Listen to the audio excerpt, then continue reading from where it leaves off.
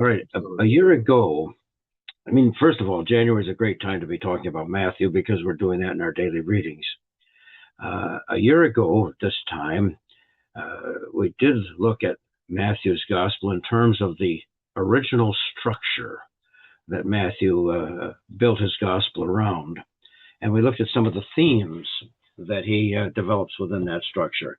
And I want to get back to the structure again this evening and look at how he uses verbal connections, words and phrases and such like, to give continuity to his gospel. So we'll get right into it. Some background points. The daily readings that we do in Matthew's gospel follow, of course, a chapter breakdown that was not Matthew's original design in any way. Matthew's original structure, containing exactly the same material in the same order as we have it today, bears no relationship to the chapter and verse divisions that have been imposed on it since. And I think that's one of the things for us to realize. When we're doing our daily readings, we may start right in the middle of something. Even though it's the beginning of a chapter, we might start right in the middle of something and end in the middle of something or something else. The Bible wasn't divided into chapters until the 13th century, about the 1220s approximately. The Old Testament chapters were not divided into verses for another couple of centuries, till the 15th century. The New Testament chapters were not divided into verses until the 16th century. And the first English Bible to be divided into both chapters and verses was the Geneva Bible of 1560. So it's been less than 500 years that we've had Bibles divided into chapter and verses the way we are accustomed to them today. When Matthew wrote, therefore, he didn't have chapter and verses to go by or to employ. When he wrote his gospel in the first century, structure and continuity were provided by the strategic use of words and phrases and the placement of passages, and not at all by numbered chapters and verses. So, today's chapter and verses are very helpful to us. We can hardly live without them. As we go through this evening, we'll constantly be referring to this chapter of Matthew and that verse and so on. And yet, they hide Matthew's original structure. So much so that we can miss it. And Matthew's original structure has not only themes that are being developed, but an impressive use of verbal connections that we're going to deal with this tonight, God willing, and the use of symmetry, placing passages at strategic points against each other within his structure. And they all carry the gospel message. So we need to get back and look at the structure again, if you don't mind, as a basis for seeing how Matthew then uses words and phrases to carry his message forward. Matthew's gospel has a symmetrical structure to it, made up of 7 major parts. It has an introduction, which basically sets the stage for everything that's to come. And the more I look at this, brothers and sisters, the more I'm convinced of that. The curious stories of the visit of the wise men, the slaughter of the babies at Bethlehem, the flight to Egypt, the return to Galilee. He will be called a Nazarene. These are unique stories at the introduction of Matthew's gospel. They're setting the stage for things to come. And when we begin to see them that way, they take on a tremendous amount of meaning for us. They're not just arbitrary stories stuck at the beginning of his gospel. The climax is the outcome. It's everything really that the introduction is going to be pointing forward to. And between now and next week, we'll try to see a bit more of that. In between, the 5 divisions exactly cover the public ministry of Jesus, beginning from the moment he comes into Galilee when John is put into prison. And the first 4 divisions are all in Galilee. The 5th division will bring him to Jerusalem. And ultimately, the focus of the 5th division is going to be his ministry in the temple. And then when he leaves the temple, out to the Mount of Olives for the Olivet Discourse, and the public ministry of Jesus is over.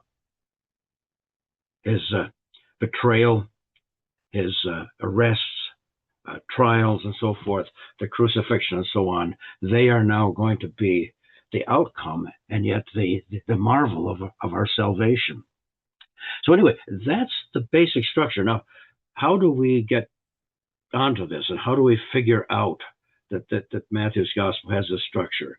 And the key, and it was a huge help to me, was to come across the fact that Matthew uses 6 bridging statements that exactly connect these divisions together. And when we talk about verbal structure this evening, the bridging statements have a verbal structure that is very systematic, and we'll look at that. But they are the key to rediscovering, if you will, the structure of Matthew's gospel. The first bridging statement is at Matthew 4, verse 12, and I'll just put these on the screen for you. And they really define the boundaries for everything else in his gospel. Now, that might seem a bit arbitrary. I think once we review the bridging statements again, we'll see it's not at all arbitrary.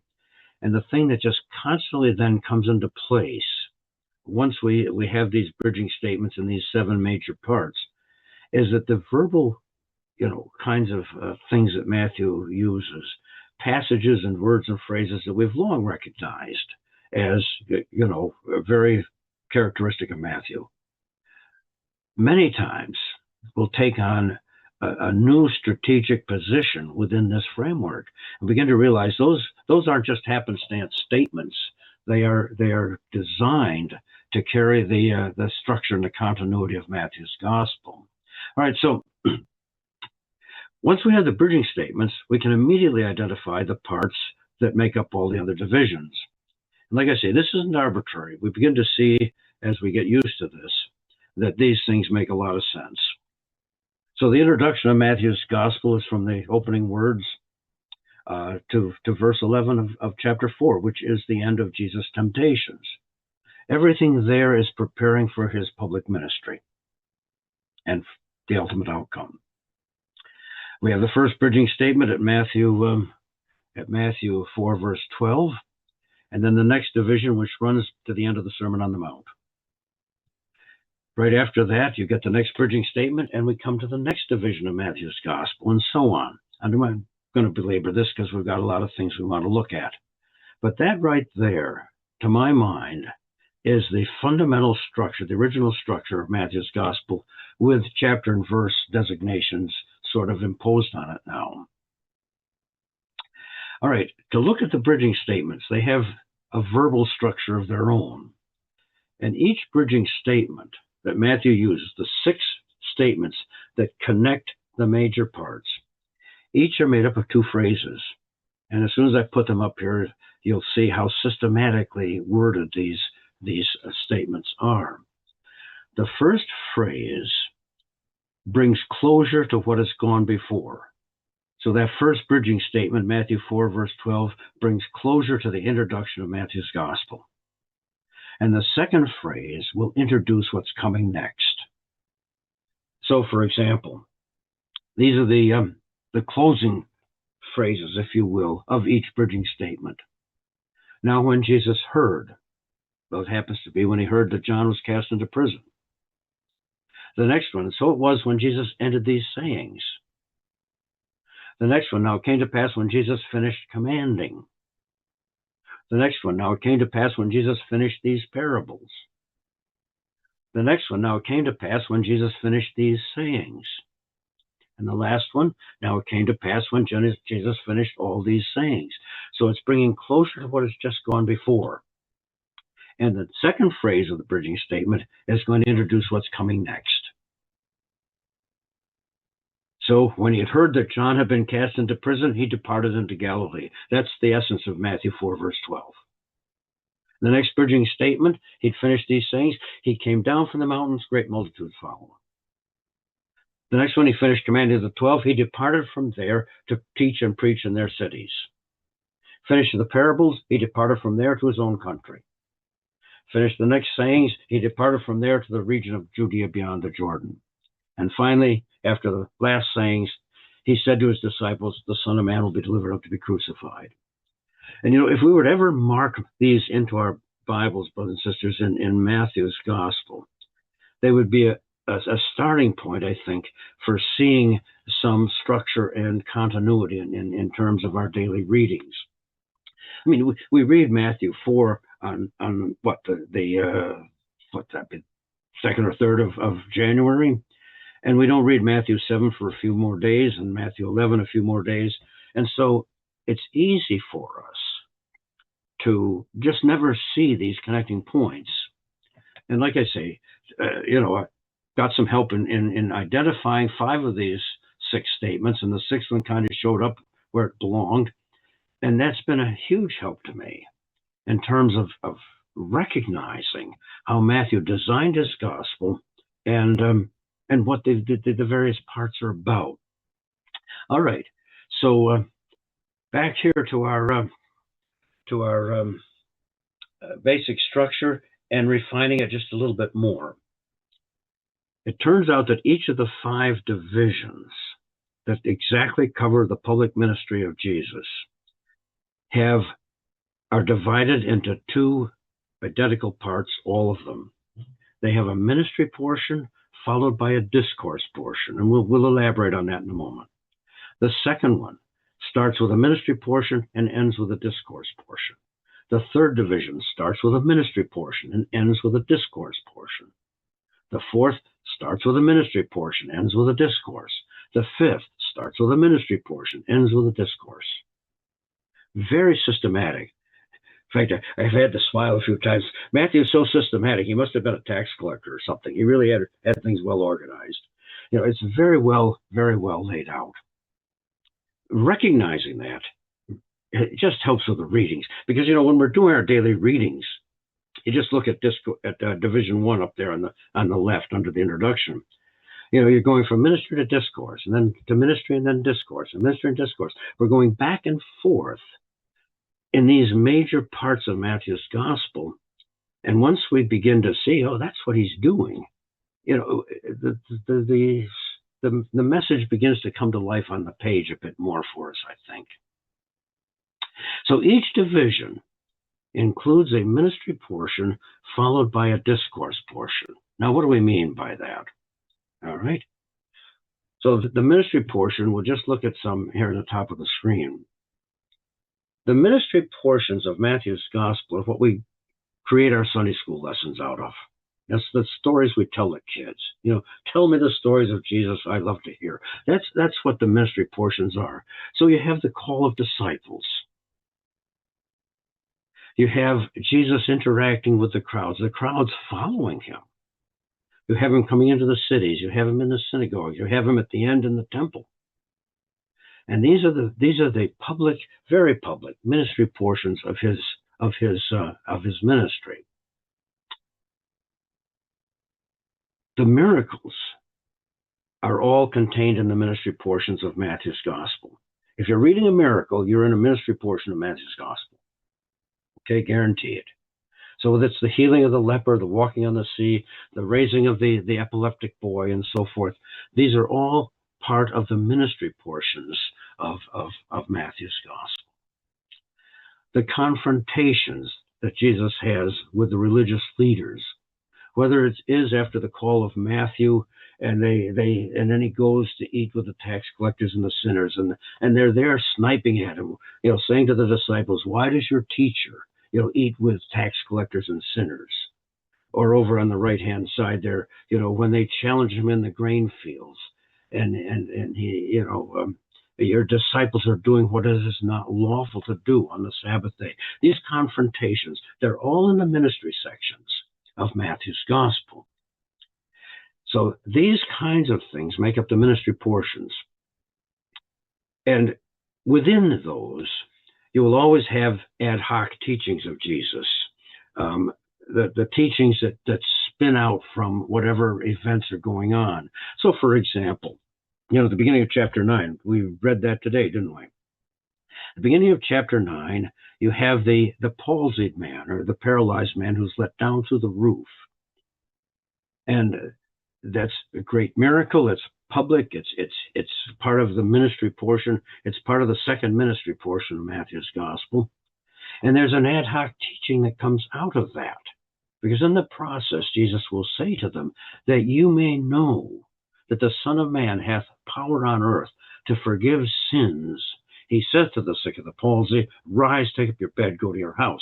So he's using those situations to teach, which immediately makes him a good teacher, doesn't it? Because when teachers can take whatever is presented to them, whatever is suddenly in front of them, and turn that into a teaching moment, that's an exquisitely good teacher. And Jesus is that way. So time and time again, these events that make up the ministry portions are coupled with marvelous ad hoc teachings. Then discourse follows.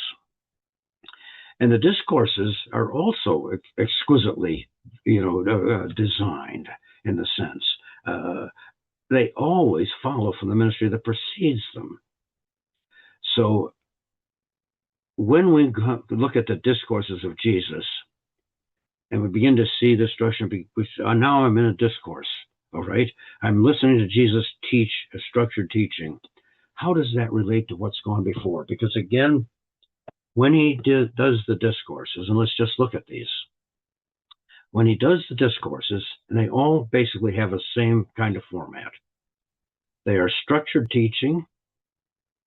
They are invariably with his disciples, and they are invariably for his disciples. So when we're into these discourse sections, it really comes down to us. It's incumbent upon us, I think, to say, what does this have to do with me? What does this mean to me?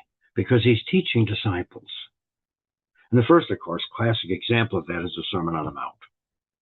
Okay, that's the first discourse of Matthew's gospel, and the teachings there are all about, the kingdom life, about how we're to live. Blessed are the poor in spirit, blessed are those that mourn, blessed are the meek, blessed are those who hunger and thirst after righteousness. So it's structured teaching. Whether some of the crowds are occasionally privy to this, that's far less often than when they are. They're not commonly privy to the discourses, although they're not totally excluded at times. But ultimately, the discourses of Jesus, the 5 of them, really have something to say for us as disciples. So each division includes ministry followed by discourse. And every discourse ends at a bridging statement. And so let's remember, we're talking also about verbal connections tonight. So we want to just look a little bit more at this. Verbal cues tell us where each discourse begins. All right. Each discourse ends at a bridging statement. And you can see immediately the verbal cue. And so it was when Jesus had ended these sayings, when Jesus finished commanding his 12 disciples, when Jesus had finished these parables, when Jesus had finished these sayings, when Jesus had finished all these sayings. So every discourse ends with at the bridging statement like that. And when we spot those, we say, a discourse has just ended. Let me go back and see where the discourse began. And there are verbal cues. All right. The beginning of the first one, discourse, as we said, Sermon on the Mount. Then he opened his mouth and taught them, saying. And it ends when Jesus had ended these sayings. All right. Second discourse begins. Then these 12 Jesus sent out and commanded them, saying. It ends. Now it came to pass when Jesus finished commanding his 12 disciples. Pretty obvious, isn't it? The third one. Then he spoke many things to them in parables, saying, and it ends when Jesus finished these parables. So you can see how the structure just works along very nicely. The verbal cues tell us that we're starting and ending a discourse. And the last two, assuredly I say to you, and Jesus answered and said to them.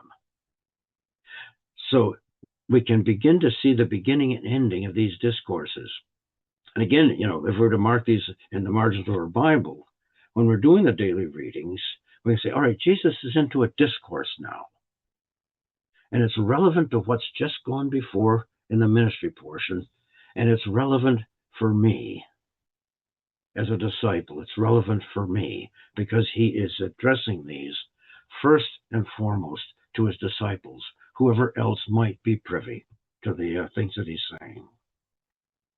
Right now, so there are the verbal connections, brothers and sisters, that pin down the bridging statements for us, allow us to identify where the discourses are, and really begin to see the dividing markers in all of Matthew's gospel.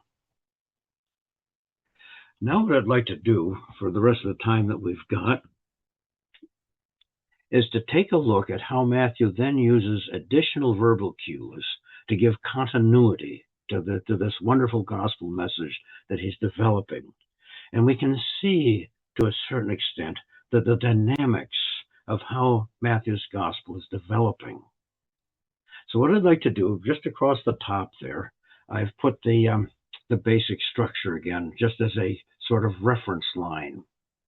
Introduction, first bridging statement, ministry 1, division 1, second bridging statement, right across to division 5, bridging statement 6, and the climax on the right. What I'd like to do is have that as a kind of reference line, so that as we look at passages and see Matthew's use of verbals, words and phrases that we've long considered, we've long recognized them, and sometimes seen them as very similar, see how they are strategically placed now within this framework and give it its continuity. So to begin with, one that we know very well, when John the Baptist's ministry begins in Matthew chapter 3, we're still in the introduction. The introduction is going to go until the end of Jesus' temptations in Matthew 4, verse 11. So we're still in the introduction, and we're told in those days, John the Baptist came preaching in the wilderness of Judea and saying, repent, for the kingdom of heaven is at hand. And then we notice that same day reading, because I think what we do, we read Matthew 1 and 2, and then we read Matthew 3 and 4. So on the 2nd of January, we have the same reading. We have the chapter 4 as a reading, and we read the same thing. Jesus now picks up the exact same language that John had used. Now, when Jesus heard that John had been put into prison, he departed to Galilee, and then ... From that time, Jesus began to preach and to say, repent, for the kingdom of heaven is at hand. So what John is preparing the way for, Jesus is now bringing to Israel, and particularly at this point to Galilee. The kingdom of heaven is at hand. All right, now we're going to, let's see, today is the 7th, and so we did 9 and 10 today, didn't we? We did 9 and 10 today? No, we did chapter 9 today. Tomorrow's chapter 10. We'll see this tomorrow. When he selects the 12 apostles to then go out and to multiply the kingdom message farther and faster and wider than he would be able to do as a solitary person, he sends them out with the same message. As you go, preach, saying, the kingdom of heaven is at hand. Okay, we should see that in tomorrow's reading. Heal the sick, cleanse the lepers, raise the dead, cast out demons. Freely you have received, freely give. And we begin to realize, look at where our arrow lines are pointed to up at the top. After John's introductory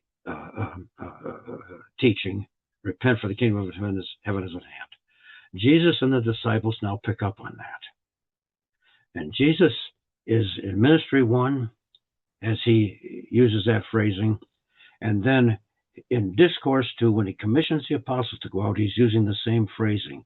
So you see up at the top there that Division 1 and Division 2 both have a relevance to this concept of the kingdom of heaven being at hand. And it turns out very much that that's the theme that Matthew wants us to see. It's the first theme that Matthew wants us to see about the ministry of Jesus. Is a theme that characterizes the divisions 1 and 2 of Matthew's gospel. And this is further reinforced by other phrases and words and even passages that indicate to us when we're looking at the ministry of Jesus in Matthew's gospel, the first two divisions, which take us from basically in chapter 4, middle of chapter 4, through to the end of chapter 9 and into chapter 10, the thing for us to look at and see is, how is the kingdom of heaven at hand right now? Because that's what Matthew wants us to see. And Ministry 2 picks up where Ministry 1 leaves off, suggesting again that the two divisions go together. Just notice this. At the end of Ministry 1, which is a very short portion, and we come to Discourse 1, which is the long Sermon on the Mount, we have this verbal structure. Seeing the multitudes, he went up on a mountain, and when he was seated, his disciples came to him. Now at the end of the Sermon on the Mount, when that discourse is over, notice the phrasing. When he had come down from the mountains, great multitudes followed him. At the beginning of Ministry 2. Multitudes up in a mountain, down from a mountain, multitudes. It's Matthew's strategy through and through, brothers and sisters. It's the way he verbally connects things as his ministry begins to unfold. The two passages exactly straddle the Sermon on the Mount. Exactly straddle the Sermon on the Mount. We might not pick up on that. Certainly I might not pick up on that if we didn't have this framework, this structural framework that laid out at the top as a guideline. And then we're going to say, well, hold on. Matthew is really putting things at strategic points in his development of the gospel story. We'd probably guess that anyway, but now we can see where those points are. So the two passages exactly straddle Discourse 1, and again suggest that Division 2 is to be understood as a continuation of Division 1. Kingdom of Heaven was at hand then, it's still at hand now. And then we notice something else, and I'm sure we've seen this. If we've been reading the daily readings for 50 years, then we've read this 100 times. We've seen that there are two passages in Matthew 4 and Matthew 9 that are exactly the same, or virtually verbatim. Well, they're strategically placed. Okay. At the end, summing up Ministry 1, Matthew tells us Jesus went about all Galilee, teaching in their synagogues, preaching the gospel of the kingdom, and healing all kinds of sickness and all kinds of disease among the people. That's a wonderful synopsis of how the kingdom came. Jesus, teaching, preaching, the gospel of the kingdom, healing. That's how the kingdom of heaven is a picture of the kingdom to come. And he's bringing it then to Israel. But then notice how Ministry 2 is summarized near the end of chapter 9, almost at the end of chapter 9. Jesus went about all the cities and villages, teaching in their synagogues, preaching the gospel of the kingdom, and healing every sickness and every disease among the people. It's almost verbatim. Again, indicating to us that Division 1 and Division 2 of Matthew's gospel have a common theme. The kingdom of heaven is at hand. All right? And Jesus does bring it, doesn't he? He brings the kingdom to us in his preaching, which are the principles of kingdom life. Blessed are the poor in spirit again. Blessed are those that mourn, all of that. Blessed are the peacemakers, all of that. Principles of kingdom life. And in his healing, in chapters 8 and 9, which we've just finished reading, are just one miracle after another, showing the powers of the kingdom to come. So in his preaching, in his healing, and perhaps best of all, in his person, as he brings the very character of God, the personality of God, the words of God, the works of God to men, the kingdom of heaven has come to earth.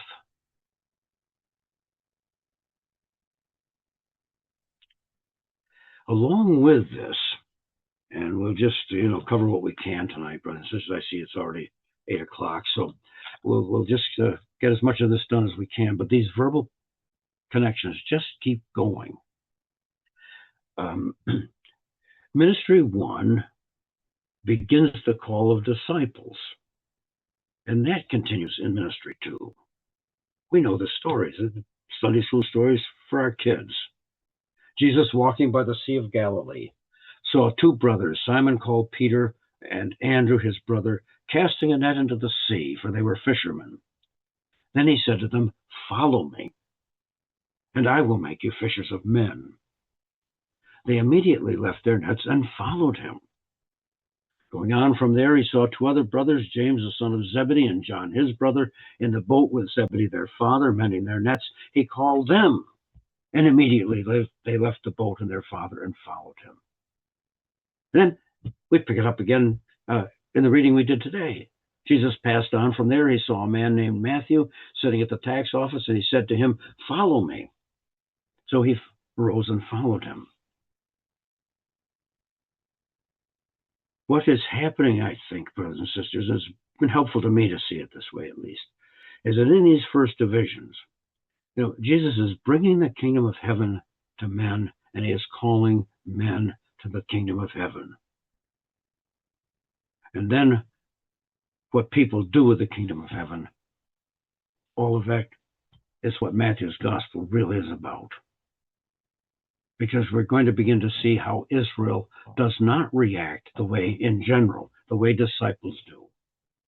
And we're going to see the tragedy of their rejection of Jesus and the kingdom of heaven.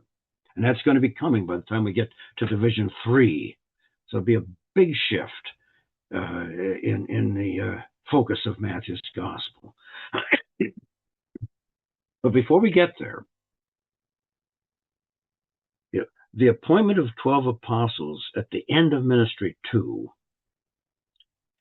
is getting ready for them to go out and to take the kingdom of heaven to more cities in Galilee and in Israel. And again, Matthew's structure is such that the appointment of the 12 complements the call of the disciples at the beginning of Ministry 1. So here we are. We're at the end of Ministry 2. Jesus is going to send out 12 apostles now to multiply he's going to empower them to bring healing powers to the people. And they're going to be empowered to say things, even at this early point, which brings the kingdom near. And they're obviously a select group out of the disciples that have been rallying to him for the first however many months of his ministry. But it begins by saying, Simon called Peter, Andrew his brother, James the son of Zebedee, John his brother, etc., etc. And we go back and we look at the very first calling of disciples. Simon called Peter, Andrew his brother, James the son of Zebedee, John his brother. This is characteristic Matthew to have this kind of repetition of exact phrasing, really, in this case. All right. And these two, the calling of the first disciples and the appointment of the 12, really kind of bookend the first two ministry portions of Jesus' gospel. All right. Of his ministry. Discourse 2 commissions the expansion of Ministry 2. All right, let me just put both of these up here. Okay, at the very end of Ministry 2, when Jesus is still working on his own, disciples are gathering to him. He's about to send out 12 and multiply the effort, so to speak. But at the very end, You know, Jesus is seeing the crowds that come to him, their desperate needs, the neglect that they have been under from the religious leaders of the nation. And ministry 2 is basically summed up. This is the end of it. But when he saw the multitudes, he was moved with compassion for them, because they were weary and scattered like sheep having no shepherd. Then he said to his disciples, "The harvest truly is plentiful, but the laborers are few. Therefore pray the Lord of the harvest to send out laborers into his harvest." Verbal connections, brothers and sisters. We come to the beginning of Discourse 2. These 12 Jesus sent out. Go to the lost sheep of the house of Israel. Matthew's verbal connections. It's just the way he organizes things. And it becomes immediately obvious to us. And to see those at the end of Ministry 2 and the beginning of Discourse 2 helps us to really appreciate the strategic placement of those particular statements. So the discourse, this is a good example of it. The discourse always bears verbal and conceptual relation to the ministry that precedes it. Okay? And again, you get the basic structure kind of in our minds as we're reading Matthew's Gospel. Begin to see the verbal connections. We also begin to see that the discourses, what he is going to send his disciples to do now, the 12, bears very much a relationship to what he's already been doing. And that kind of connection between discourse and preceding ministry is very characteristic of Matthew. All right, Ministry 3. We get to Ministry 3. We're getting to the middle now. And Jesus is going to follow up on the work that he commissioned the apostles to do in Discourse 2. So as he's sending them out, he's saying to them, "When they persecute you in this city, flee to another.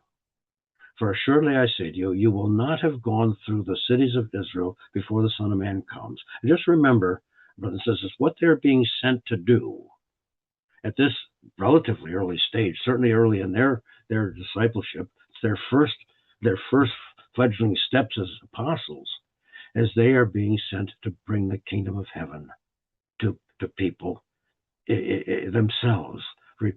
Tell them the kingdom of heaven is at hand. Heal the sick, cleanse the lepers, raise the dead. Okay, that's what they're being sent to do. And I like sometimes to just stop and think about that for a minute, because those things, the marvelous teachings and the wonderful healings, are the kingdom. When the kingdom, it's often struck me, brothers and sisters, if we want to know what the kingdom is going to be like when Jesus comes again, look at what it was like when he came before. Just add immortality to it. Give it perpetuity. It's the marvelous life and the healing of all the human ills. Tell them the kingdom of heaven is at hand. You will not have gone through the cities of Israel before the Son of Man comes. And so then, as Ministry 3 begins, it came to pass when Jesus finished commanding his 12 disciples that he departed from there to teach and to preach in their cities. And that introduces the next ministry portion of Matthew's Gospel. But you see the language echo. The cities of Israel preach and teach in their cities. But there's something else in Discourse 2. As he's getting his apostles, the 12, ready to go out, he says to them words that are frightening. When they persecute you. And we begin to realize that the kingdom is not being well received in Israel. So for all of the mercies, you just stop and think about this, and it breaks your heart. For all the mercies that Jesus has brought to Galilee, and the apostles have multiplied as they've gone out, when they persecute you. And we've already seen evidence in our readings so far this year, brothers and sisters. There was evidence in it today. There will be more evidence as we go forward of the the Pharisees. This man casts out demons by Beelzebub. Show us a sign. Why are you doing that which is not lawful to do? We begin to see that the immense blessings of the kingdom are not being well received. All right? And so as we get to ministry 3, there's a huge shift coming in this third division of Matthew's gospel. And suddenly, the picture shifts to one of impending judgment on Israel for their failure to respond. And so Discourse 2, as he's getting the apostles ready to send them out, introduces Israel's accountability to coming judgment. And Ministry 3, Jesus will personally take that accountability message to the cities of Israel themselves. So he says to his disciples, you go out to the cities with the gospel message, with the kingdom message, and they will not receive you. Assuredly, I say to you, it will be more tolerable for the land of Sodom and Gomorrah in the day of judgment than for that city. In the day of judgment, very characteristic Matthew phrase, and it is concentrated where it belongs in the structure of Matthew's gospel. Jesus then goes to the cities, as it were, to Chorazin, to Bethsaida, to woe to you, Chorazin, woe to you, Bethsaida. And you, Capernaum, you've been exalted to heaven, you'll be brought down to hell. He's blunt with them. He says, if I say to you, speaking now to the cities, and just when we're poised at the beginning of Ministry 3 to see Jesus continuing the kingdom message and follow-up in the cities where the apostles have gone, it turns into rebuke because they have not been receptive to the mercies that have been brought to them. I say to you, it will be more tolerable for Tyre and Sidon in the day of judgment than for you. And a little further on, I say to you that it shall be more tolerable for the land of Sodom in the day of judgment than for you. And one more time, as he addresses the Pharisees, I say to you that for every idle word men may speak, they will give account of it in the day of judgment. Just a comment on idle words there, brothers and sisters. We can look at that and say, oof, I got to be careful what I'm saying. I'm going to be held accountable for it, never in the day of judgment. Well, we do have to be careful about what we're saying. But if I, cursed a cat last night for scratching the upholstery, well, I don't have a cat, so I'm okay there. But those are not, I think, the kind of idle words that Jesus is talking about. Because the context here is these are words that are very calculated.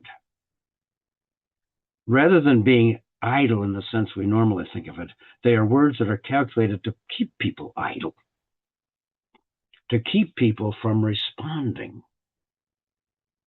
He does his works by Beelzebub. This kind of thing. They're very calculated. And I think at this point, at least in this context, where the idle words are being mentioned, Jesus is referring to some things that are very calculated on the part of the Pharisees and designed to undermine any sort of accountability or any sort of response that the people might have to the kingdom.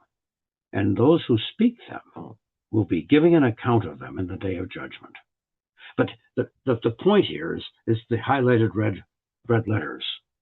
These are the 4 uses of the expression in the day of judgment in Matthew's gospel. That's it.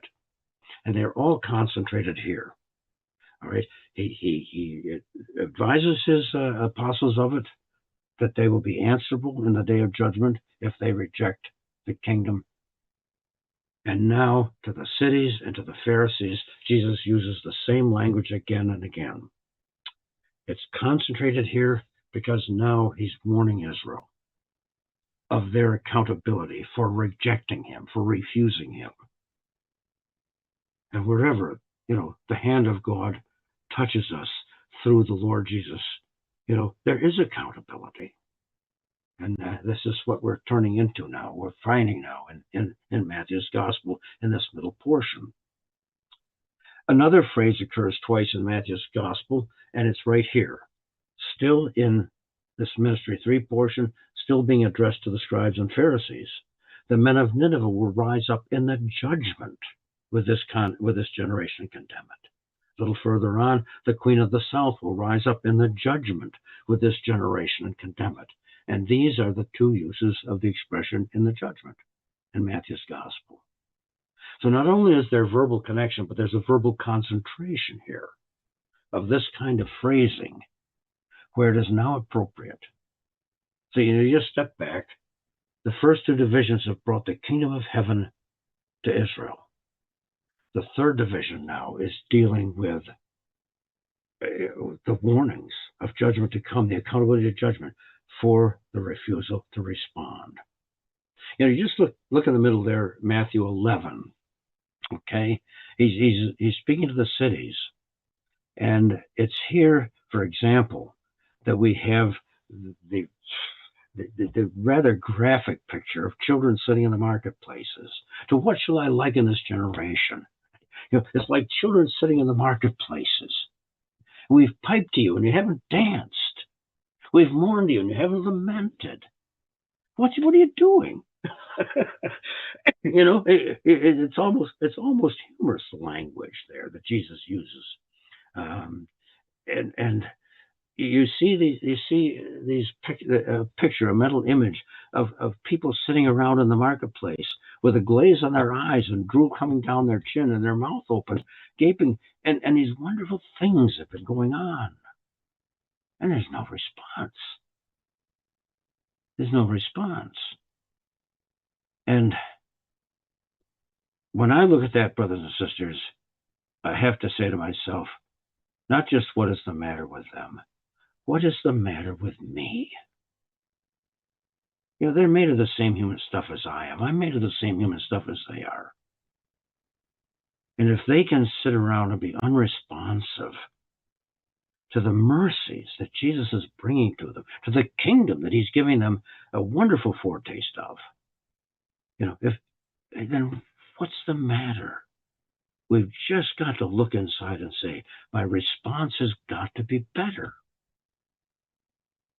And the response is so poor that he's now warning them categorically that they've had their opportunity. They've been shown the mercies of God, and they'll be accountable. Now, we're into ministry 3. We're right at the middle of our reference line at the top, and we've come to the center point of Matthew's gospel. And this, to my mind, let's see how our time is. Oh, it's flying by. We'll quit on time. Even if we don't finish, we'll quit on time. This, to my mind, brothers and sisters, was just a wonderful revelation, if you will. Because at the middle of the middle ministry portion, at the middle of ministry 3, there is a passage in the end of Matthew 11 that when we do our daily readings year after year after year, and we come to that, we'll come to it in a couple of days, it just seems totally out of place with everything else.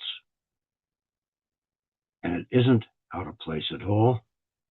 Once we begin to see how the ministry of Jesus is developing and what's going on, all of a sudden, this center point, this pivotal point of Matthew's symmetry is absolutely magnificent.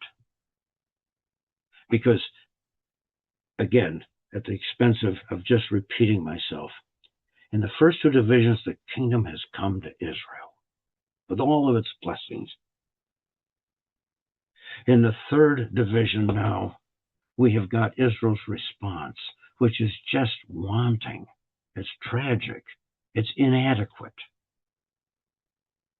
So at this point, Jesus has some disciples that have gathered to him and are becoming loyal to him, and a nation at a larger scale that is not responding at all.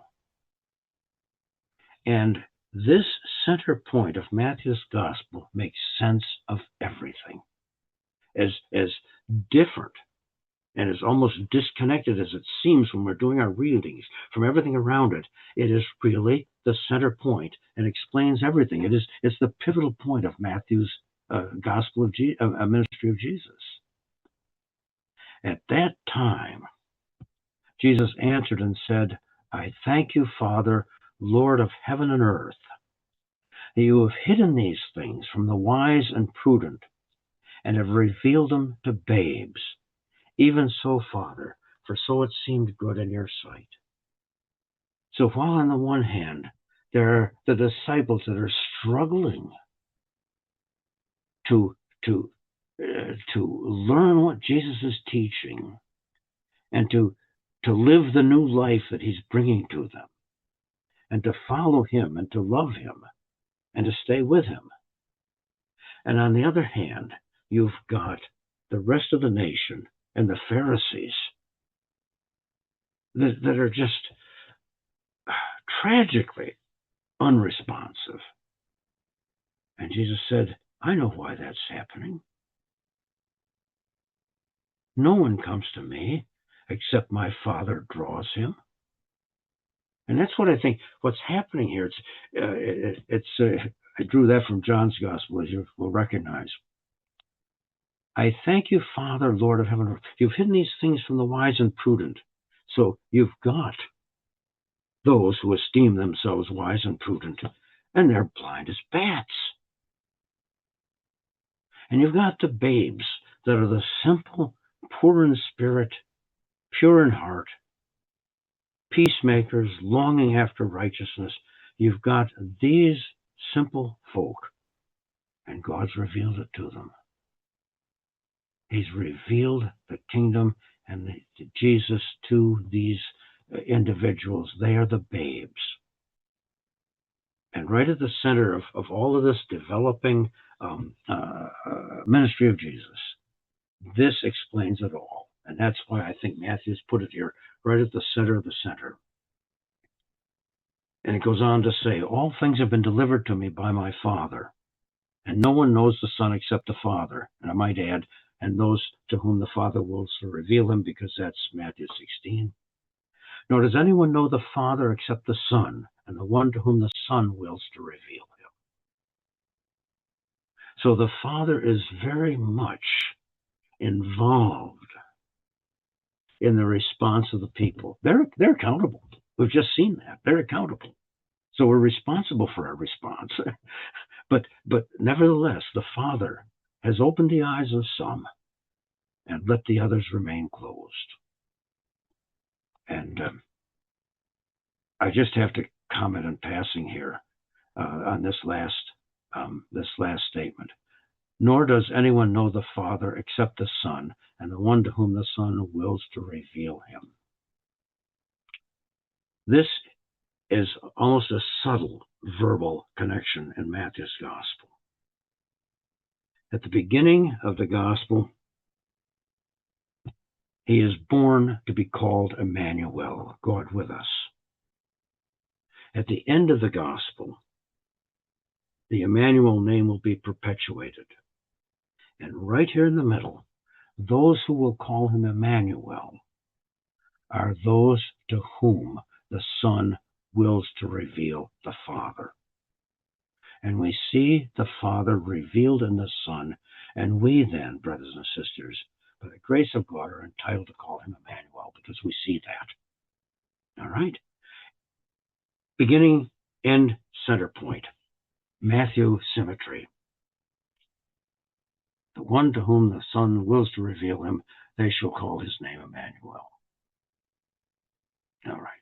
Lots of connections. And then beyond that, you have the very end of this center point, this wonderful invitation that Jesus makes to anyone. It could be the children sitting in the marketplaces still. It could be the Pharisees still.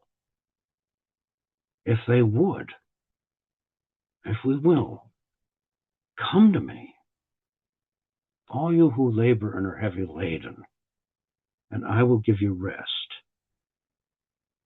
Take my yoke upon you and learn from me, for I am gentle and lowly in heart, and you will find rest for your souls. For my yoke is easy and my burden is light. Those wonderful words from Matthew 11, verse 25 to 30 are the center of the center. They are the pivotal point of Matthew's gospel, and they explain everything. And explaining everything, my time is running out. We're at 8:27. Let me just do one more point here,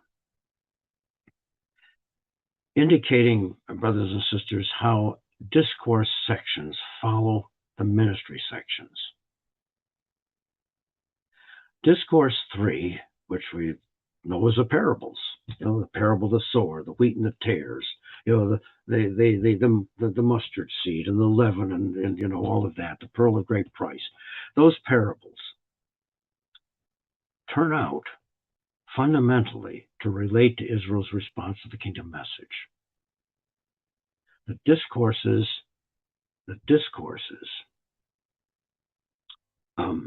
fundamentally key off the ministry portions that precede them. And that's a good key for understanding the parables of Matthew 13. We've just seen the prayer that Jesus offered. You have hidden these things from the wise and prudent and have revealed them to babes. And then we get into the parables. And his disciples came and said to him, why do you speak to them in parables? He answered and said to them, because it has been given to you to know the mysteries of the kingdom of heaven, but to them it has not been given. And you note immediately the conceptual relationship here. You are the babes to whom the mysteries of the kingdom of heaven are being revealed. And they are the wise and prudent from whom these things are being hidden. It's not been given to them to know. What in God's wisdom and how that works, brothers and sisters, I don't know the full answer to that. Because God very much does give us, by his grace, the opportunity, the ability to see what is, the kingdom in the way of salvation. And others not. And yet, at the end of the day, we're responsible for the decisions we make. It's just part of the wonderful dynamic that exists it existed then, it exists for us now. God is gracious to us. He is reaching out to affect our lives, to open our eyes, and yet we are responsible for opening our eyes and for responding. Well, all right, our time is gone.